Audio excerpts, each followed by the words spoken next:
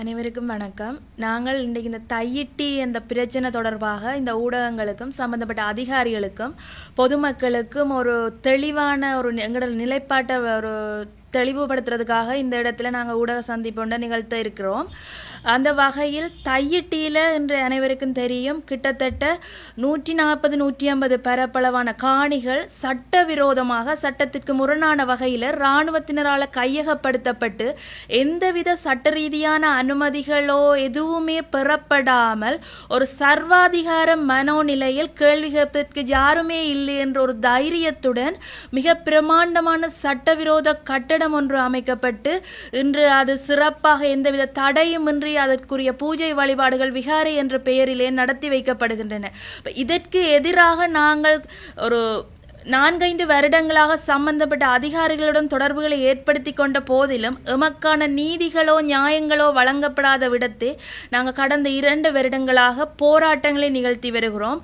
அந்த வகையில் எனது கணவருடைய தந்தையாருக்கு மட்டுமே அங்கே 8 பரப்பு காணிகள் இன்னமும் விடுவிக்கப்படாமல் அந்த சட்டவிரோத கட்டுமானத்திற்காக கையகப்படுத்தி வைக்கப்பட்டிருக்கிறார்கள். கணவருடைய பேரனாருடைய காணிகளும் அங்கே இருக்கின்றன. எமக்கு அதுக்குரிய ஆவணங்கள் ஆவணத்துக்குரிய கோப்புகள் அனைத்தும் தோம்பிலிருந்து அனைத்து கோப்புகளும் எம்மகத்தை இருக்கின்றன. இப்போ இது அந்த 400 ஃபைல் கதை மாதிரி எல்லாம் எம்மகத்தை தகுதியான ஆதாரங்கள் இருக்கின்றன. சம்பந்தப்பட்ட அதிகாரிகள் இதற்குரிய உண்மை நிலைமையை வெளிப்படுத்த வேண்டும். மற்றது கடந்த 31/1/2025 அன்று கச்சேரியிலே இடம்பெற்ற மாவட்ட அபிவிருத்தி ஒருங்கிணைப்பு குழு கூட்டத்திலே ஜனாதிபதி அவர்கள் பங்கு பெற்றிருந்தார்கள்.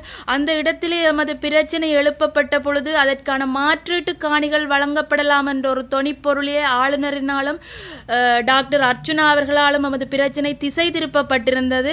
அந்த மாற்று காணி என்பதற்கு காணி உரிமையாளர்களாகிய நாம் எந்த விதத்திலேயுமே சம்மதிக்க போறதில்லை என்பதிலே நாங்கள் ஒரு தெளிவான நிலைப்பாட்டிலே இருக்கிறோம்.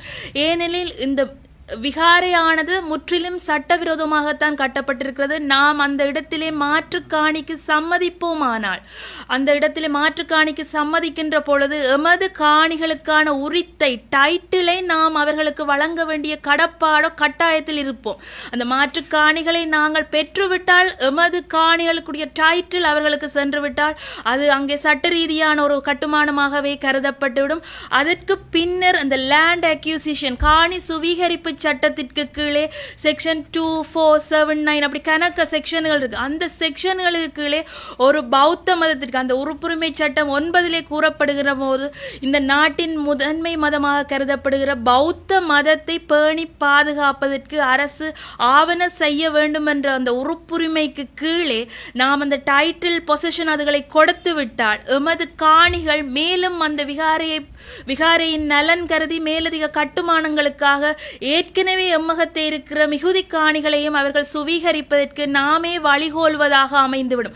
ஆகவே இதில் இவ்வாறான சட்ட ரீதியான பல சிக்கல்கள் இருக்கும் போது இது எதையுமே கவனத்திற்கொள்ளாது தெரிந்தோ தெரியாமலோ அந்த ஒரு மாற்று காணிக்காக நாங்கள் சம்மதிக்கின்றோம் என்ற தகவல்களை அந்த இடத்திலே வழங்கியிருந்தார்கள். அது முற்றிலும் நாம் எதிர்க்கிறோம். எமது காணிதான் எமக்கு வேணும்.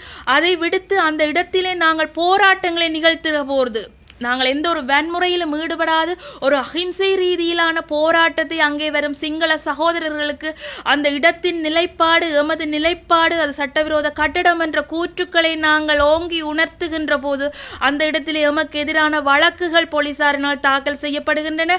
அந்த இடத்திலே அந்த வழக்கினை ஏன் ICCPR சட்டத்தின் கீழ் கொண்டு செல்ல முடியாது என்று அங்கே சட்டமா அதிபரிடம் ஒப்பீனியன் கேட்கிறார்கள். இந்த ICCPR வழக்கு கூறுவது என்ன? இன மத நல்லிணக்க சீர்குலைக்கின்ற வகையிலே ஏதாவது ஒரு போராட்டமோ ஏதாவது ஒரு கருத்து வெளிப்பாடோ வெளிப்படுத்துகின்ற அந்த நபர்கள் கைது செய்யப்பட வேண்டும் என்பதே அந்த சட்டம். ஆனால் அந்த சட்டத்தில் நாங்கள் உண்மைத்தன்மையை ஆராய்வோம் என்றால் இந்த தையிட்டியிலே இன மத நல்லிணக்கத்தை சீர்குலைப்பது யார் என்று நாங்கள் ஆராய்ந்து பார்த்தால் அந்த இடத்தில் எம்மகத்தை உறுதி இருக்கின்றன. அப்பாவி மக்களுடைய காணிகள் பறிக்கப்பட்டிருக்கின்றன. அப்போ அந்த இடத்தில் அந்த வழக்கானது யாருக்கு எதிராக போடப்பட வேண்டும், யாருக்கு எதிராக அது தாக்கல் செய்யப்பட வேண்டும் என்று என்று பார்த்தால் அந்த சட்டவிரோத கட்டிடத்திற்கு வரைபடங்கள் கீறி கொடுத்தவர்கள், அதுக்கு சட்டவிரோதமாக அனுமதிகளை வழங்கியவர்கள், அதற்கு நிதி பங்களிப்பை வழங்கியவர்கள், இந்த இராணுவ தளபதிகள், அந்த இடத்திலே சட்டவிரோதம் என தெரிந்தும் அந்த இடத்திலே பூஜை வழிபாடுகளை நடத்தும் விகாராதிபதி, இவர்கள் அனைவருக்கும் எதிராகத்தான் அந்த சட்டம் திரும்ப வேண்டுமே ஒழிய பாதிக்கப்பட்ட அப்பாவி மக்களுக்கு எதிராக திரும்ப வேண்டிய எந்த ஒரு கடப்பாடும் இல்லை. அப்படியான ஒரு சட்டம் எதிராக பிரயோகிக்கின்ற அந்த சட்டம் இருக்கிற நாட்டிலே தான் நாங்கள் வாழ்ந்து கொண்டிருக்கிறோம். ஆகவே சகல மக்களுடைய ஊடகங்களுடைய ஒத்துழைப்பு எங்களுக்கு தேவை. அடுத்ததாக கடந்த 26/12/2024 அன்று முதலாவது டிசிசி கூட்டத்திலே திரு கஜேந்திரகுமார் பொன்னம்பலம் அவர்களால் இந்த சட்டவிரோத விகாரை கட்டட சம்பந்தமான கேள்வி எழுப்பப்பட்டதற்கு இணங்க 26/12/2024 பௌத்த மகா சம்மேளனம் என்ற பெயரிலே ஆல் சிலோன் புத்திஸ்ட் காங்கிரஸ் என்ற பெயரிலே ஒரு கடிதம் ஒன்று மாவட்ட செயலாளருக்கு அனுப்பப்பட்டிருக்கிறது. ஆளுநருக்கும் பிரதி பண்ணப்பட்டிருக்கிறது, டிஎஸ் ஆஃபீஸுக்கும் பிரதி பண்ணப்பட்டிருக்கிறது.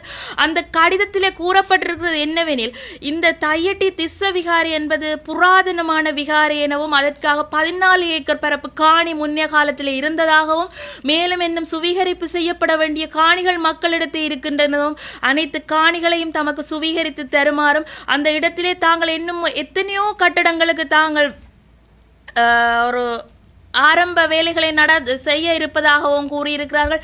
இந்த கடிதத்திற்கான பதில் எதுவுமே இதுவரையும் அந்த மாவட்ட செயலரால் அனுப்பி வைத்திருப்பதாக தெரியப்படவில்லை. நாங்கள் அந்த மக்கள் அந்த இடத்திலே 2 வருடமாக போராடி வருகிறோம், நாங்கள் எத்தனையோ கடிதங்கள் அனுப்பியிருக்கிறோம். ஆனால் இப்படியான ஒரு கடிதம் வந்த செய்தி எமக்கு தெரியப்படுத்தி இருக்க வேணும். கடைசி அந்த 31/1/2025 அந்த டிசிசி மீட்டிங்கில் இந்த பிரச்சனை காரசாரமாக விவாதிக்கப்படைக்குள்ள அந்த மாவட்ட செயலாளராலேயோ சம்பந்தப்பட்ட அதிகாரிகளால் இந்த விடயம் ஜனாதிபதியின் கவனத்திற்கு கொண்டு வந்திருக்க வேண்டும்.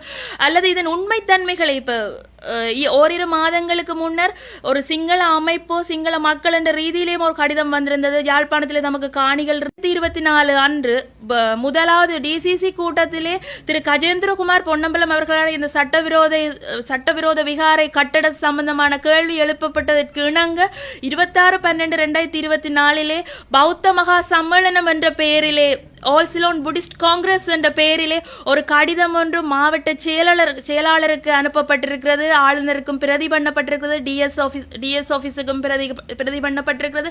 அந்த கடிதத்திலே கூறப்பட்டிருக்கிறது என்னவெனில், இந்த தையட்டி திஸ்ஸ விகாரை என்பது புராதனமான விகாரை எனவும் அதற்காக 14 ஏக்கர் பரப்பு காணி முன்னைய காலத்தில் இருந்ததாகவும், மேலும் இன்னும் சுவீகரிப்பு செய்யப்பட வேண்டிய காணிகள் மக்களிடத்தில் இருக்கின்றனவும், அனைத்து காணிகளையும் தமக்கு சுவீகரித்து தருமாறும், அந்த இடத்திலே தாங்கள் இன்னும் எத்தனையோ கட்டடங்களுக்கு தாங்கள் ஒரு ஆரம்ப வேலைகளை செய்ய இருப்பதாகவும் கூறியிருக்கிறார்கள். இந்த கடிதத்திற்கான பதில் எதுவுமே இதுவரையும் அந்த மாவட்ட செயலரால் அனுப்பி வைத்திருப்பதாக தெரியப்படவில்லை. நாங்கள் அந்த மக்கள் அந்த இடத்திலே 2 வருடமாக போராடி வருகிறோம், நாங்கள் எத்தனையோ கடிதங்கள் அனுப்பியிருக்கிறோம். ஆனால் இப்படியான ஒரு கடிதம் வந்த செய்தி எமக்கு தெரியப்படுத்தி இருக்க வேணும். கடைசி அந்த 31/1/2025 அந்த டிசிசி மீட்டிங்கில் இந்த பிரச்சனை காரசாரமாக விவாதிக்கப்படைக்குள்ள அந்த மாவட்ட செயலாளராலேயோ சம்பந்தப்பட்ட அதிகாரிகளால் இந்த விடயம் ஜனாதிபதியின் கவனத்திற்கு கொண்டு வந்திருக்க வேண்டும். அல்லது இதன் உண்மைத்தன்மைகளை இப்ப ஓரிரு மாதங்களுக்கு முன்னர் ஒரு சிங்கள அமைப்போ சிங்கள மக்கள் என்ற ரீதியிலேயும் ஒரு கடிதம் வந்திருந்தது. யாழ்ப்பாணத்தில் நமக்கு காணிகள் இருந்தன, அதற்கான அதுகளை நமக்கு மீள தருமாறு கோரி கடிதம் வந்திருந்த இடத்துல அந்த இடத்திலே உடனே பதிலளித்திருக்கிறார்கள். உங்களிடம் உறுதிகள் இருந்தால் அதை உறுதிகளோடு காண்பியுங்கள் என்ற ஒரு பதில் கடிதம் வழங்கி இருக்குது. அதே மாதிரி இந்த கடிதத்துக்கும் அவர்களது உறுதிகளை கோரி நீங்கள் ஒரு பதில் கடிதம் வழங்க வேண்டும். அப்படி அவர்களிடம் எங்களிடத்தே உறுதி இருக்கிறது, எங்களது உறுதியின் உண்மைத்தன்மையை நீங்கள் கச்சேரியிலே பெற்றுக்கொள்ளலாம். தோம்பில் இருந்து கிட்டத்தட்ட 100 ஆண்டுகளுக்கு மேற்பட்ட வரலாற்றை கொண்டது நமது காணிகள். அப்படியே பூர்வீகமாக நாங்கள் வாழ்ந்த இடங்கள். அப்போ அவர்களிடத்தை அவர்கள் கூறுகிறார்கள் தங்களது தேவநம்பிய தீசன் காலத்தில் இருந்தே இந்த விகாரை இருந்திருக்கிறது என்று. அப்படியானால் அவர்கள் தேவநம்பிய தீசன் அவர்களுக்கு வழங்கிய உறுதிகளை காட்டட்டும், பார்க்கலாம், அவர்களது சான்றுகளை காட்டட்டும். இப்போ மாவட்ட செயலாளரும் ஆளுநரும் இதற்கான விசாரணைகளை தீவிரப்படுத்த வேண்டும். அவர்களிடம் உறுதி இருக்கின்றால் அதன் சர்வே பிளான் இருக்கின்றால் அதன் உண்மைத்தன்மையை ஆராய வேண்டும். அப்படி அவர்களிடம் தவறு இருக்கிற இடத்தை அவர்களுக்கு சரியான தண்டனை, இப்படியான போலி ஒரு முடிவை நெருங்கி கொண்டிருக்கிற கட்டத்தில் இந்த போலியான செய்திகளை பரப்பி மக்களை திசை திருப்புவர்களுக்கு தகுந்த கண்டனங்கள் வழங்கப்பட வேண்டும். அவ்வாறே அது தேவ நம்பியதீசன் காலத்து விகாரையனில் தொல்பொருள்களை காட்டுங்கள், எங்களுக்கு அது அழிவடைந்திருந்தாலோ அதன் சிதைவுகள் இருந்தாலோ அதுகளை காட்டுங்கள். தொல்பொருள் சட்டத்தில் கூட அது அழிவடைந்திருந்தால் அந்த அழிவுகள் சிதைவுகள் தான் பாதுகாக்கப்பட வேண்டுமே ஒழிய அந்த இடத்தில் நீங்கள் ஒரு புது விகாரையை ஒரு கட்டுமானத்தை தொல்பொருள் சின்னமாக கருதி கட்டிவிட்டு அதை பாதுகாப்பதற்கு இத்தனை ஆயிரம் படையினர்கள் இவ்வளவு அரசு அதிகாரிகளின் துணையுடன் அப்படி அதை பாதுகாப்பதற்கு எந்த இடத்திலேயுமே சட்டம் இல்லை. அது அவ்வேளை நாங்கள் இந்த இடத்திலே நாங்கள் கேட்டுக்கொள்ள இருக்கிறது, இந்த ஊடகங்கள் எங்களுக்கு பெரும் பங்காற்றி இருக்கிறார்கள். எங்களுடைய போராட்டத்தை வெளியுலகுக்கு கொணர்ந்த ஒரு நன்றியுணர்வோடு நாங்கள் இந்த ஊடகங்களை பார்க்கிறோம். மேலும் வருகின்ற 12ஆம் தேதி பூரணி தினத்தை முன்னிட்டு நாங்கள் எங்களது வளமையான தொடர்ச்சியான போராட்டத்தை அந்த இடத்திலே முன்னெடுக்க இருக்கின்றோம். முதல் நாள் பின்னேறம் 11ஆம் தேதி மாலை 4 மணியிலிருந்து 12ஆம் தேதி மாலை 6 மணி வரை நமது போராட்டத்தை நாங்கள் முன்னெடுக்க இருக்கிறோம். அப்படி அந்த போராட்டத்திற்கு சகல அமைப்புகள், இந்த காணி விடுவிப்புக்கான அமைப்பு ஒன்று இருக்கிறது பால் என்று சொல்லி அந்த அமைப்பினர், மற்றது வலிவடக்கில் மீள்குடியேற்ற சங்கத்தினர், மீனவ சங்கத்தினர் மற்றும் இந்த பேருந்து சங்கத்தினர், முச்சக்கர வண்டி சாரதிகள், ஓட்டுநர் சம்மேளத்தினர், சகலரும், பெண்கள் அமைப்பினர், சன சமூக நிலையம், வலிவடக்கில் உள்ள சன சமூக நிலையங்கள் சகலரும் எங்களுக்கான ஆதரவுகளை வழங்கி அந்த இடத்திலே மக்கள் போராட்டமானது மிகச் சிறந்த முறையில் முன்னெடுக்கப்பட்டு எமது உறுதி நிலைமை நிலைநாட்டப்பட வேண்டும். அதற்காக சகலரும் எங்களுக்கு ஒத்துழைப்பை வழங்கி தொடர்ந்து உங்களால் நிற்க இயலாவிட்டாலும் ஒரு 12ஆம் தேதி மதியம் 2 மணியிலிருந்து 6 மணி வரையும் உங்களது பூரண ஒத்துழைப்புகளை எங்களுக்கு வழங்க வேண்டும்.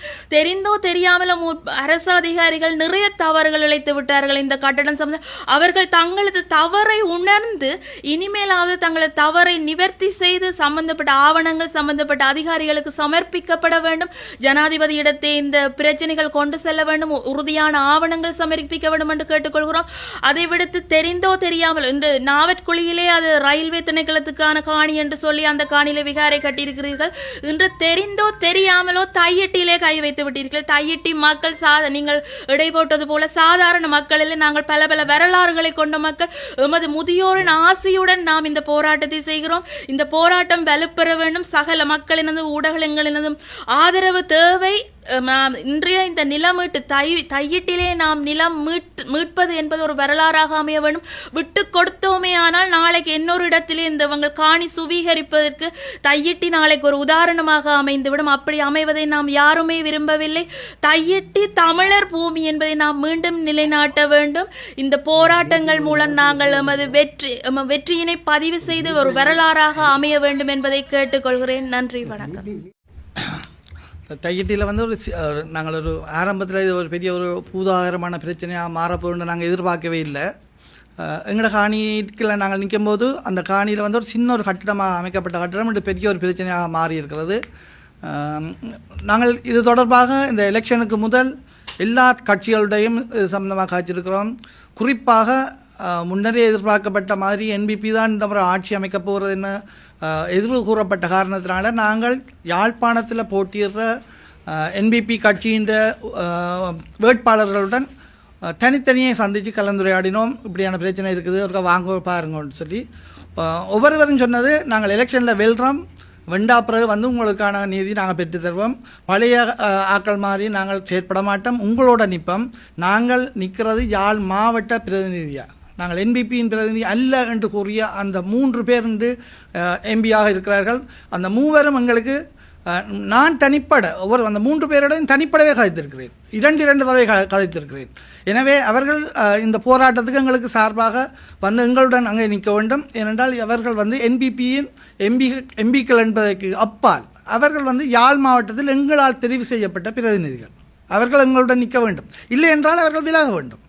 எங்களோட பிரச்சனையை நாங்கள் அந்த இடத்துல சரியாக முன்வைக்க தவறுற பட்சத்தில் அவர்கள் வெளிப்படையாக இது ஒரு பெரிய ஒரு எழுச்சியாக அமையும். என்பிபியிலிருந்து தேர்தலில் வென்று வந்தவர்கள் யாழ் மாவட்ட பிரச்சனையை நாங்கள் எங்களால் கொண்டு செல்ல முடியாமல் இருக்கிறது. எனவே நாங்கள் இதிலிருந்து விலத்துகிறோம் என சொல்லணும். இல்லை என்றால் நேரடியாக அவர்கள் அந்த போராட்டத்தில் எங்களோட தோளோடு தோளாக நின்று போராட வேண்டும். அதே போன்று தமிழ் கூட்டமைப்பாக இருந்து இப்பொழுது தமிழரசு கட்சி திக்காக ஒரு கட்சியாக பிரிந்திருக்கிறார்கள். அனைத்து கட்சியை சேர்ந்தவர்களும் இந்த போராட்டத்தில் எங்களோட ஒரு ஆக்களை, எங்களுக்கு பின்னால் இல்லை எங்களுக்கு முன்னால் நின்று போராடக்கூடிய ஆக்களாக இருக்க வேணும். இதில் பெரும் பங்கு தமிழரசு கட்சிக்கு இருக்குது. என்னென்னா அந்த குறிப்பிட்ட விகாரை அமைக்கப்பட்ட போது அந்த பிரதேச சபையில் அல்ல உள்ளூராட்சி சபையில் பொறுப்பாக இருந்தவர் தமிழரசு கட்சியைச் சேர்ந்த ஒருவர் தான் பொறுப்பாக இருந்தார். எனவே இந்த கட்டடம் அமைக்கப்படும் போது சட்டவிரோத கட்டடம் என நாங்கள் எத்தனையோ தடவைகள் அவர்களுக்கு சொன்ன போதும் நாங்கள் இதுக்கு வழக்கு போடுறோம்னு சொல்லி ஏற்கனவே எங்களுக்கு சொல்லப்பட்டது. நாங்களும் நினைத்தோம் இது பிரதேச சபை ஒரு மதில கூட சட்ட அனுமதி இல்லாமல் கட்டினால் உடைத்தருகிற பிரதேச சபை நிச்சயமாக இந்த கட்டிடத்தை கட்ட விடாது வழக்கு போடுவினோம் என்று எதிர்பார்த்திருந்தோம். ஆனால் எங்களுக்கு பின்னர் தான் தெரியும் இல்லை அவ்வாறு எந்த ஒரு வழக்கம் போடப்படவில்லை என அறிகிறோம். இல்லை வழக்கு போடப்பட்டது அல்ல வழக்குக்கான முன்னகர்வு செய்யப்பட்டிருந்தால் அதற்கான ஆதாரங்களை எங்களிடம் முன்வைக்க வேண்டும். ஏனென்றால் தமிழரசு கட்சிக்கு இதுக்கு பெரும் பங்கு இருக்கு. ஏனென்றால் அந்த நேரம் குறிப்பிட்ட பிரதேசத்துக்குரிய உள்ளூராட்சி சபையை தங்களோட கட்டுப்பாட்டுக்கு வச்சிருந்தது தமிழரசு கட்சி தான். அடுத்ததாக தமிழ் காங்கிரஸ் என்று எனக்கு உண்மையில் தமிழ் காங்கிரஸ் இப்போ வேறு பேரில் இறங்கினாலும் நாங்கள் தமிழ் காங்கிரஸ் என்றே சொல்லிக்கொள்வோம். கஜேந்திரகுமார் பொன்னம்பலம் தலைமையிலான கட்சியினர் அவர்கள் ஓரளவு எங்களுக்காக கதைக்கிற நிலைமை ஒன்று இருக்குது. இப்போ கடைசியாக நடந்த டிசிசி மீட்டிங்லையும் கஜேந்திரகுமார் பொன்னம்பலம் அவர்கள் தான் கௌரவ பாராளுமன்ற உறுப்பினர் அவர்கள் தான் இது சம்பந்தமாக வெளியில் கொண்டாந்திருந்தார். ஆனால் அவர் வெளியில் கொண்டு வந்தாலும் அதுக்கு உதவியாக யாருமே அவருக்கு எங்களுக்கு சப்போர்ட் பண்ண காணல. இப்போ குறிப்பாக அங்கே பாராளுமன்ற உறுப்பினர் ஸ்ரீதரன் இருந்தார், என்பிபி கட்சியை சேர்ந்த 3 பேரும் இருந்தார்கள். இவர்கள் எல்லாரும் யாழ் மாவட்டத்தின் பிரதிநிதிகள். அவர்கள் எங்கள் பிரச்சனையை கதைக்க வேண்டியவர்கள், ஆனால் அவர்கள் கதைக்கவில்லை. எனவே எங்களுடைய இந்த போராட்டத்துக்கு சகல தரப்பினரும் எங்களோட தோளோடு தோள் நிற்க வேண்டும். சுயேட்சையாக போட்டியிட்டு வென்றவரை பற்றி நாங்கள் பெரிதாக கதைக்க தேவையில்லை. அவர் ஒரு பிரதேசத்துக்குள்ளிருந்து தெரிவு செய்யப்பட்டவர். அவர் அந்த பிரதேசத்துக்குரிய ஆளாக இருக்கட்டும். ஆனால் யாழ் மாவட்டத்திலிருந்து ஏனைய கட்சி சார்பாக போட்டியிட்டவர்கள் எல்லா இடத்திலிருந்து போட்டியிட்டார்கள். எனவே அவர்கள் எங்களோடு நிற்க வேண்டும். அதே போன்று யாழ் பல்கலைக்கழக மாணவர்கள் முன்னொரு காலத்தில் ஒரு பிரச்சனை என்றால் யாழ் பல்கலைக்கழகம் அந்த பிரச்சனையை மிக புதாகரமாக்கி எங்களுக்கு ஒரு மிக ஒரு பலமான ஒரு அணியாக எங்களோட இருந்த அமைப்பு. யாழ் பல்கலைக்கழகம் போராட்ட காலத்திலும் சரி, அதுக்கு பின்னரான இயற்கை அனர்த்தங்களின் போதும் சரி முழு ஆதரவை வழங்கிய அந்த பல்கலைக்கழகம் இன்று செயலிழந்து நிற்பது எங்களுக்கு மிகுந்த வேதனை தருகிறது. ஒரு பலமான அமைப்பு, மாணவர் படையணி. ஆனால் ஸ்டோன் பெஞ்சுக்கு அப்பாற்பட்ட பிரச்சனைகள் நிறைய இருக்குது என்பதை அவர்கள் உணர்ந்து கொள்ள வேண்டும். தயவு செய்து நீங்கள் எங்களோட வாருங்கள், எங்களோட போராட்டத்துக்கு தோள் கொடுங்கள். நீங்கள் தான் இங்கே முன்னுக்கு வர வேண்டிய ஆக்கள், வருங்கால சமுதாயத்தை கட்டி எழுப்ப வேண்டிய யாழ் மாவட்டத்தின் தூண்கள் நீங்கள். எனவே இந்த பிரச்சனைகளை ஆராயுங்கள். சிங்கள மாணவர்கள் உங்களுடன் படிக்கிறார்கள். சிங்கள மாணவர்களுக்கு சிங்கள மொழியில் சில விடயங்களை எடுத்து கூறுங்கள். இந்த பிரச்சனை சம்பந்தமான தாற்பயம் அவர்களுக்கு விளங்காது. அவர்கள் நினைத்துக் கொண்டிருப்பார்கள் ஒரு பௌத்த விகாரை இருந்த இடத்தை தமிழர்கள் ஆக்கிரமிக்கிறார்கள் அல்லது கேட்கிறார்கள் என்று. இல்லை, அவ்வாறான பிரச்சனை இல்லை. இதுதான் பிரச்சனை என்பதை நீங்கள் மாணவ பருவத்திலேயே அவர்களுடன் நல்ல சிநேகிதமாக நட்பு பூணுங்கள். எங்களுக்கு முரண்பாடு வேண்டாம். இனி நாங்கள் முரண்பட்டு அடிபட்டு தமிழ் சிங்களம் முஸ்லீம் என்று பிரிஞ்சு ஒன்றுமே ஆக போகிறது இல்லை. எங்களோட நாடு எங்கேயோ பாதாளத்துக்கு போட்டுது. அப்போ இனி நாங்கள் இதை மேலே கொண்டு வரணுமென்றால் நாங்கள் ஒற்றுமையாக இருக்கணும். சிங்களம் தமிழ் முஸ்லீம் வேறுபாடு வேண்டாம். ஆனால் எங்களோட பிரச்சனையை அவர்களுக்கு புரியும் மொழியில் சொல்லுங்கள். எங்களுக்கு உங்களுக்கு அவர்களோட தொடர்பு நிறைய இருக்குது. இதில் அடுத்த பிரச்சனை, மிக முக்கியமான பிரச்சனை என்னென்னா, அந்த சிங்கள மாணவர்கள் அந்த விகாரைக்கு வரும்போது இல்லை இது ஒரு பிரச்சனையான விஷயம்தான் இங்கே நடக்குது என்பதை உணர்ந்து கொள்ளக்கூடிய நிலைமை ஒன்று இருந்தால் அவர்கள் அந்த பிரச்சனையை தமது பிரதேசங்களுக்கு கொண்டு செல்வார்கள். அதே மாதிரி நயினாதீவு விகாராதிபதி அவர் தெளிவாக சமூக ஊடகங்களில் பேட்டி கொடுத்திருக்கிறார். இல்லை இது தமிழ் மக்களின் காணியில் கொண்டே அடாத்தாக கட்டப்பட்ட கட்டிடம் என்று. ஆனால் இது நாங்கள் கேட்குறோம். நீங்கள் பார்த்தீங்கன்னா தெரியும், அந்த யூடியூபர்ஸ் அந்த வியூவர்ஸ் நிறைய பேர் பார்த்துருப்போம். அவ்வளோ தமிழாக்கள். நீங்கள் அதே சமூக ஊடகத்தில் அந்த காணொலியை சிங்கள மொழியில் மொழிபெயர்த்து விடுங்கள். ஏன்னா சிங்கள மீடியா போய் அடைய வேணும், சிங்கள மக்களை போய் அடைய வேணும். அப்போ அவர்களுக்கு அப்போ தான் தெரியும், ஓஹோ இது ஒரு பிரச்சனை ஒன்று இருக்குத்தான், இது எங்களோட பக்கத்தில் ஒரு தவறு இருக்குது என்பதை அவர்கள் உணர வேண்டும். உண்மையிலே பௌத்தம் ஒரு பஞ்சசீல கொள்கையை பின்பற்றுகின்ற ஒரு மதம். எங்களுக்கு பௌத்தத்தின் மீது அளவு கடந்த பாசமும் அளவு கடந்த மரியாதையும் இருக்கிறது. ஏனென்றால் அது பஞ்சசீல கொள்கையின் அடிப்படையில் இயங்குவதாக இருத்தல் வேண்டும். இப்போ எங்களுக்கு ஒரு பக்கவலம் இருக்க வேண்டும். கஜேந்திரகுமார் பொன்னம்பலம் அவர்களோட கட்சி உண்மையில் போராட்டம் செய்தது. மக்கள் இருந்தார்கள், மக்கள் இருந்தது அவர்களுக்கு தெரியவில்லை. என்றால் அவர்கிட்ட முகம் தெரிஞ்சது கட்சிக்கார்ட்ட முகம் தான் தெரிஞ்சது. அப்போ வெளியில் கலைக்கப்பட்டது என்னென்னா கயேந்திரகுமார் பொன்னம்பலம் மட்டும்தான் போராட்டம் செய்கிறாரு. அப்போ நான் கயேந்திரகுமார் பொன்னம்பலத்தின் கட்சியின் உறுப்பினரும் இல்லை, அவருக்கு சார்பான ஆளும் இல்லை. நான் தமிழரசு கட்சிக்காரர். ஆனால் கஜேந்திரகுமார் பொன்னம்பலம் அவர் இந்த போராட்டத்தில் முன்னின்று உழைக்கிறத நாங்கள் நிச்சயமாக பாராட்ட வேணும். ஏன்னா இப்போ மறைந்த தலைவரை நாங்கள் மறைந்த பிறகு குறை சொல்கிற பிரயோசனம் இல்லை. மாவட்டபுரத்தில் இருந்து கொண்டு தமிழரசு கட்சியின் தலைவரோ அல்லது உள்ளூர் கட்டுப்பாட்டுகள் தங்களோட கட்டுப்பாட்டுகள் வச்சிருந்த தமிழரசு கட்சியின் உள்ளூராட்சி மன்ற உறுப்பினர்களோ இந்த போராட்டத்தில் எந்த பங்களிப்பும் செய்யவில்லை. அப்போ இதில் வெளியில் தெரிஞ்ச முகம் கஜேந்திரகுமார் பொன்னம்பலத்தையும் தான் நாங்களே தெரிந்தது ஒழிய அவருக்கு பின்னால் இருந்தவர்கள் எல்லாரையும் அவரது கட்சிக்காரராகவே வெளி உலகம் பார்த்தது. ஆனால் அவ்வாறானது இல்லை. ஆனால் ஒரு சில பிரச்சனை காரணமாக உதாரணத்துக்கு அரச உத்தியோகத்தர்கள் கடமை நேரத்தில் போராட்டத்தில் ஈடுபட்டால் வேலையிலிருந்து வேலையை இழக்க வேண்டிய நிலைமை கூட இருக்கிறது. அப்போ அந்த சட்ட ரீதியான பிரச்சனைக்காக சிலர் பின்னணியில் இருந்து இயங்கினார்களை ஒழிய முகங்காட்ட முடியாத சில சூழல் அப்போது இருந்தது. பலர் 17 பேர்ட்ட ஹானி உள்ளடங்கி தான் இருக்கிறது. இப்போ அந்த முடிக்குரிய இடம் என்று சொல்லப்படுற அந்த பௌத்த விகாரை கட்டப்பட்டிருக்கிற அந்த கட்டிடம் ஒரு 3 பரப்பு காணிக்குள் அந்த கட்டிடம் அமைக்கப்பட்டிருக்கிறா வைப்போம். அந்த காணிக்குரியவர் யார் என்பது அடையாளம் காணப்பட வேண்டும். ஏன்னா அந்த முடிவு எடுக்க வேண்டியது அந்த காணி அந்த ஸ்பாட்டில் யார் அந்த இடத்துக்குரியவரோ அவர் முடிவு எடுக்கணும். நான் இன்னொரு அந்த காணிக்குரிய முடிவை எடுக்க முடியாது. எனவே நான் என்னுடைய காணி அவருக்கு வராது என்பது எனது அன்னளவான ஒரு அந்த காணியை மெப்பை வச்சுக்கொண்டு நான் சொல்லுவேன். அந்த காணி வராது. அதனுடைய இன்னொரு அந்த காணியை அது உடைக்கக்கூடாது சரியில்லை தானே என்று சொல்லுவது நியாயமற்றது. ஆனால் அப்படித்தான் உடைக்கக்கூடாது நிலைமை வருமாக இருந்தால் அந்த முடிக்குரிய இடத்தை மட்டும் எல்லைப்படுத்தினால் ஏனைய காணியை உடனடியாகவே விடலாம். ஆனால் அவர்கள் என்ன செய்து வச்சிருக்கிறார்கள் என்றால் விகாரைக்குரிய முடிக்குரிய இடத்தை ஒரு காணியின் ஒரு மூலைக்கையும் அந்த விகாரைக்குரிய விகாராதிபதிக்கு தங்குற இடத்தை இன்னொரு மூலைக்கிலையும் அரச மரத்தை கொண்டே இன்னொரு 3வது இடத்துலையும் அவர்களுக்கான அந்த கழிவறையை கொண்டே 4வது இடத்துலையும் கட்டி வைத்திருக்கிறார்கள். அதனுடைய அந்த அவலத்தையும் பிடிக்கணும் என்ற மிக துல்லியமாக திட்டமிட்டு அந்த காரியம் நிகழ்த்தப்பட்டிருக்கு. அதாவது பூர்வீகமாக நாங்கள் எங்களோட பரம்பரை கோயிலுக்கு போகிறதுக்கே நாங்கள் என்ன செய்யணும், உங்களுக்கு பயத்தில் சரிதானே சுற்றி வந்து அதாவது நீங்கள் இல்லாத நேரத்தில் கும்பிட வேண்டிய கட்டாயத்துக்கு நாங்கள் தள்ளப்பட்டிருக்கிறோம். ஆனால் இன்றைக்கு பார்த்தால் அதாவது எங்களை மக்களை நம்பி ஓடுற பஸ் கூடி ரைட் அந்த விகாரைக்கெல்லாம் நிற்கிது ரைட். அப்போ அதாவது ஒரு இராணுவம் ஒரு நாட்டு இராணுவம் ஒரு நாட்டு அதாவது காவல்துறை என்று சொன்னால் அந்த நாட்டு மக்களை பாதுகாக்கணும். அந்த நாட்டு மக்களுக்குரிய ஒரு குறிப்பிட்ட சமூகத்தை பாதுகாக்கிறதுக்காண்டி இராணுவம் அமைக்கவும் இல்லை ரைட். அதாவது காவல்படை அமைக்கவும் இல்லை. அதாவது அந்த மக்களுக்கு பொதுவான ஒரு விடயத்தை செய்யணும்.